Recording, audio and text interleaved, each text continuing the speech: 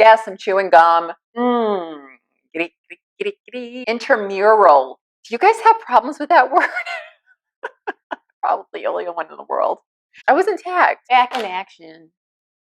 Action Jackson. Action Jack. Remember that movie? Action Jackson. Action Jackson. Can't stand it.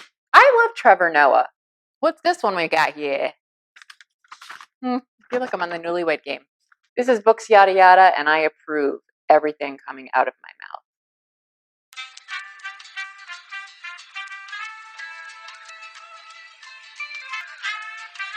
Hey everybody, welcome back to Books Yada Yada. I'm Dina, and thank you so much for watching my channel. So there's a magical layer going on here. I'm taking my glasses off. So today what I'm going to be doing is the Fit for Reading tag created by Sarah MG. And I'm going to link her channel down below in the description box. So please check her out. She has a great channel. She's super cool and wicked funny, and I love watching her give reviews and stuff. So I was not tagged in this by anybody in particular, but I saw Sarah do the tag and I thought, hey, because I was a health and wellness educator for over 25 years and a holistic health counselor. So fitness and exercise were a huge part of what I did in my career. And I did teach a million different types of classes combined with all the other stuff that I did. So this was this was definitely one that appealed to me. So without further ado, let's go. Number 1, Zumba. Name a twisty and turny book that was super fun to read. Okay, so I actually have a few, and you know that I've got a mishmash going on here, basically is what I'm trying to say. I'm just going to go with this one by Peter Swanson, Before She Knew Him. I got into him this year during quarantine and read all of his books, like every single one of them. And this one, I think, was my personal favorite, which is funny because it didn't really get the best reviews out of all of his books. But I just loved this book because it was so atmospheric, and you know how much I love my atmosphere. These twists and turns. Joe Hill said it was like a stiletto in the ribs. That's a great description for this book, you guys. Lee Child said it was chilling and hypnotically suspenseful, and that is very true. That is one key word I think is important for this book, is hypnotic. It takes you kind of into this like trancy almost atmosphere. Who else? Dennis Lehane, a twisty, sexy, electric thrill ride. All of those things are so true about this book. I just loved this book. It's about a woman and her husband who move into a neighborhood of the Boston area and befriend the couple next door, basically. A whole lot of really weird stuff goes on. If you guys haven't checked this book out, I would. Because it was really, really crazy. And you know what it reminded me of? Of a band called MORPHINE. And I'm going to link maybe one of their songs, if I remember, down in the description box. If you listen to that song, this book is like a MORPHINE song. That's the only way I can describe it. It was trancy, hypnotic, mesmerizing, and just bluesy and weird, and I felt like I was in a smoke-filled bar. The next one is Behind Her Eyes. Did you guys read this book by Sarah Pinborough? Oh my goodness. This was such a bizarre book. It had the most unique ending I think I've read in a really, really long time. This book was really weird. It was so great. Like it was gripping right up until the end of the book, and then the end of the book happened and I was just left like, what? And I read this probably like 5 or 6 months ago, and I still don't know how I feel about this book. But I guess that means it was good, right? If it left me feeling that way, because I just didn't know what to do with it. I didn't know what to do with the ending of this book at all. It just kind of was not expected. I don't want to give anything away about it and say anything spoilery about it, because if you guys haven't read this, I would give it a shot. And the ending might piss you off, or you might absolutely love it. I don't know. I am still in the middle of how I feel about it. At first, I kind of was pissed, and then after that, I got over it and was like, you know what, that was pretty cool. So let me know. Comment down below. Let me know if you read this book and how you feel about it, because it was really, It was a real, what do they call it? What do they call it?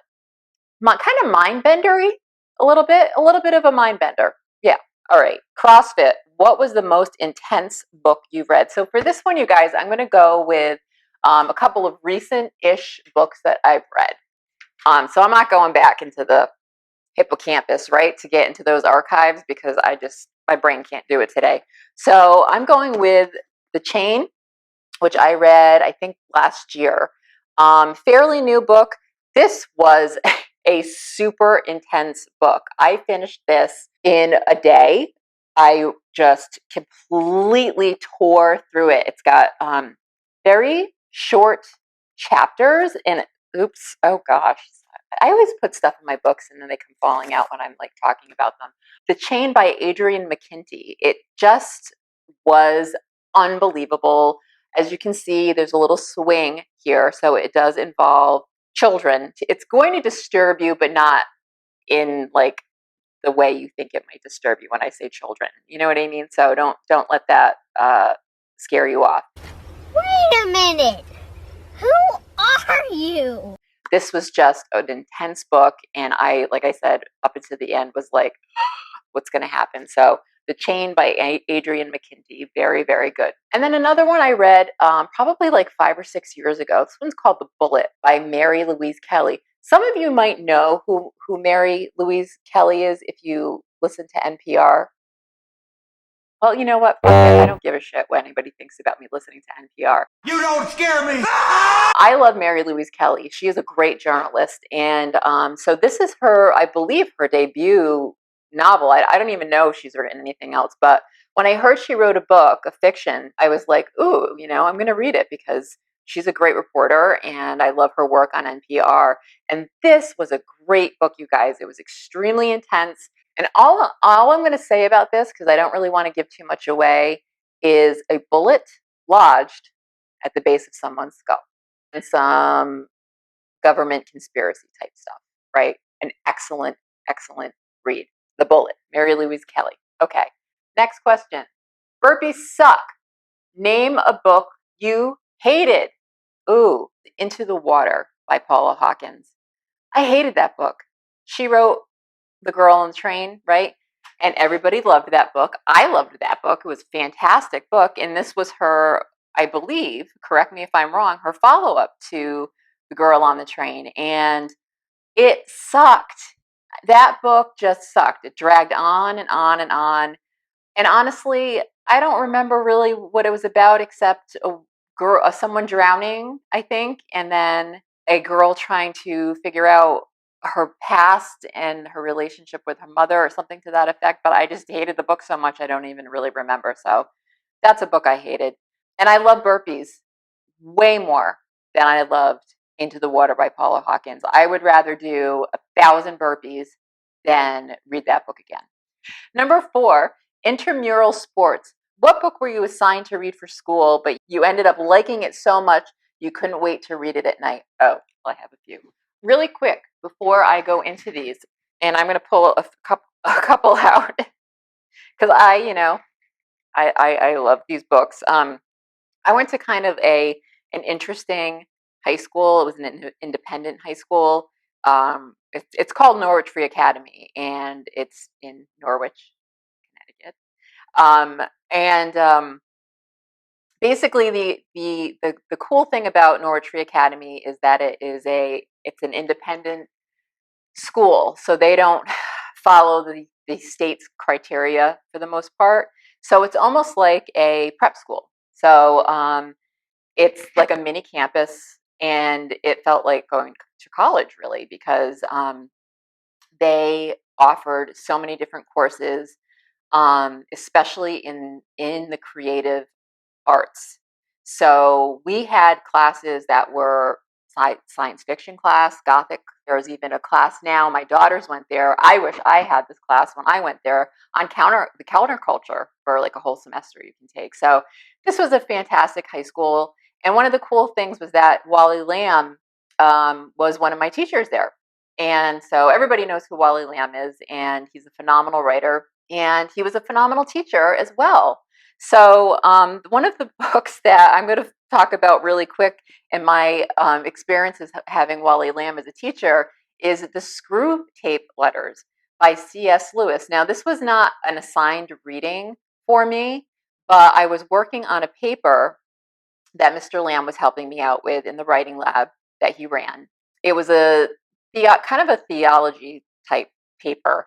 And I was, you guys know I was raised in a religious cult. So I really wanted to write something about that and about, loosely based on my experiences and experience with this religious cult. So he suggested this book to me. And I was so grateful for that because I always knew C.S. Lewis as, Narnia dude, right? And I loved all the Narnia books, and I loved C.S. Lewis and his friendship with Tolkien, and fascinated by that. But I never knew about this book. So when Mr. Lamb suggested this, I looked at it, and this is my copy of it that he actually gave me. And it's How a Senior Devil Instructs a Junior Devil in the Art of Temptation. And so it is a book about just that, a senior devil or senior demon, basically, named Mr. Screwtape. And it's actually dedicated to J.A.R. Tolkien, which is really cool. Screwtape, right, who is a senior demon. And he's writing letters to his nephew, Wormwood. And it's mostly just letters to Wormwood from his uncle Screwtape. You're getting this interesting take on a demon giving a younger demon advice on basically how to deal with humans and how to lead them into temptation. And so it's a really short book. C.S. Lewis is considered by a lot of people a Christian writer. So it was such an interesting book to read. And I could go on and on about it, but I'm not going to. So anyway, the Screw Tape Letters, C.S. Lewis. I loved this book so much that I kept it, obviously. I don't know if Mr. Lamb gave it to me. He probably didn't. It was probably another book that I stole. Like I stole Night Shift, Stephen King's Night Shift from school. I just forgot to give it back, right? And of course, another book is The Illustrated Man by Ray Bradbury. I remember loving this in high school. This was mandatory reading. And in one of my writing classes, loving it, taking it home, and couldn't get enough of it. Another Fahrenheit 451, Bradbury, because Bradbury. And then another one was Jonathan Livingston Seagull by Richard Bach. I just loved this book so much. This book meant a lot to me when I read it in high school. And, it's all about breaking away from a cult of seagulls. That would have been a better name for the band than Flock of Seagulls. Cult of Seagulls. Yes. Number 5, Running, Jogging. Name a book that follows all the standard tropes, but you still enjoyed it. Okay, so I'm going to do a book that actually, this book was part of my my October TBR, and it's called Vanishing. And I just finished it a few days ago, and I'm going to do the review later on at some point. But this was a great, what I call warm bath book. It followed all the standard isolation, ghosty tropes, and I still enjoyed it. It did turn a couple of tropes, I think, on their heads slightly, but not completely. It was just a cozy, great read, and I absolutely loved it. And I will be reviewing it, like I said, later on down the road. So followed all the standard tropes for the most part, and I really did enjoy it a great deal. Number 6, Jazzercise. A book you enjoy that is outdated or published long ago. Ooh. Okay, I just pulled this one off my shelf because it was published a long time ago. I don't know how outdated it is because I think it's still very good, but it's A Kiss Before Dying by Ira Levin, who wrote Rosemary's Baby and The Boys from Brazil and Sliver and so many other amazing plays and books that are escaping my brain right now. But anyhow, The Stepford Wives. He wrote The Stepford Wives. He was just a phenomenal writer, and I reviewed Rosemary's Baby, the narration by Mia Farrow in my last video, and I just love Ira Levin's writing. And this book was actually published in, this was published in 1953. Okay. And this is considered very noir fiction. And I just love this book. And it is definitely the kind of book I don't reread often, but I have actually reread this book twice. Published a long time ago.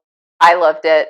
I was going to go for an Agatha Christie, but I just couldn't pick one that there's so many. But Ira Levin, A Kiss Before Dying. Ira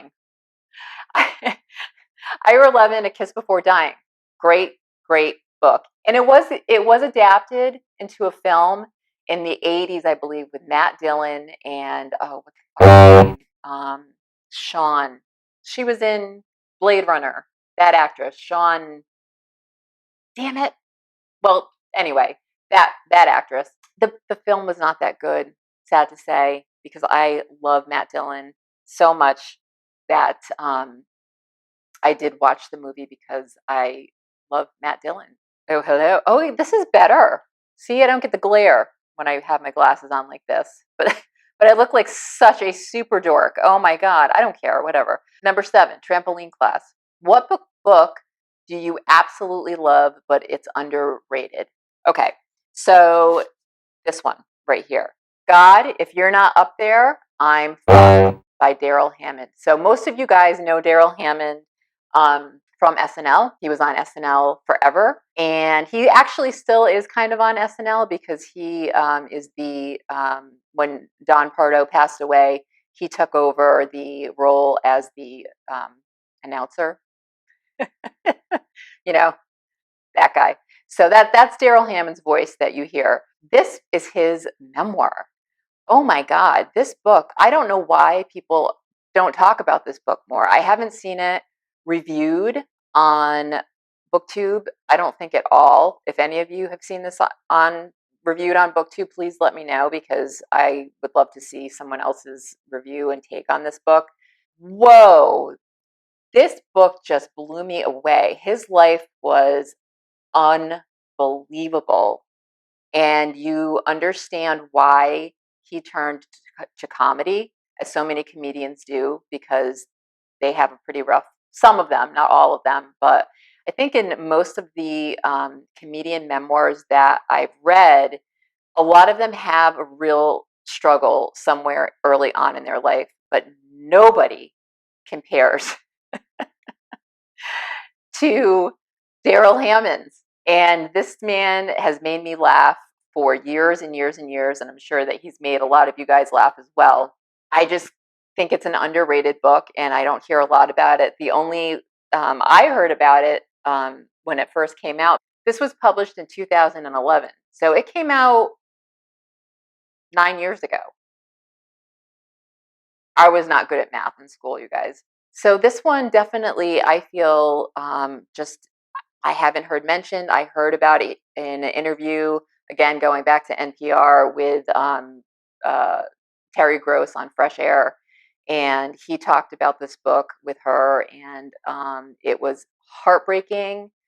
If you feel like your life sucked, read this book because, like Augustine Burroughs, who I've mentioned before, you will feel so much better about your life, really. So this is definitely my pick for Trampoline Class because this book felt like a trampoline, being on a trampoline. I mean, it was just so amazing and intense and brutal, and I cried and I laughed and I was on a complete emotional roller coaster when I read this book. So again, Daryl Hammond, God, if you're not up there, I'm okay.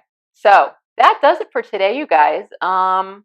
Please comment down below. Let me know if you've read any of these books. Let me know what you thought about them. But talk to me. Just talk to me, you guys. Please. And I wanted to give a shout out really quick to a booktuber that I just found. His name is Gregory Leperche. He actually did a video where he pronounced his name, and I think I'm botching it again, but he's fantastic. He's a quirky rambler from New England, like myself. New Englanders unite. Corky Ramblers Unite, I should say, right? And he is really, really funny, and he does great book reviews, and I just love his channel. So check him out, Gregory Leperche. I'm going to link his channel down below. Thank you, Sarah MG, for doing this tag. It was so much fun to do. So you guys know I really don't tag people. I just tag anybody who watches this. So consider yourself all tagged. Have a great day, and I will see you the next time. And I feel like I'm forgetting to say something, which I probably am, but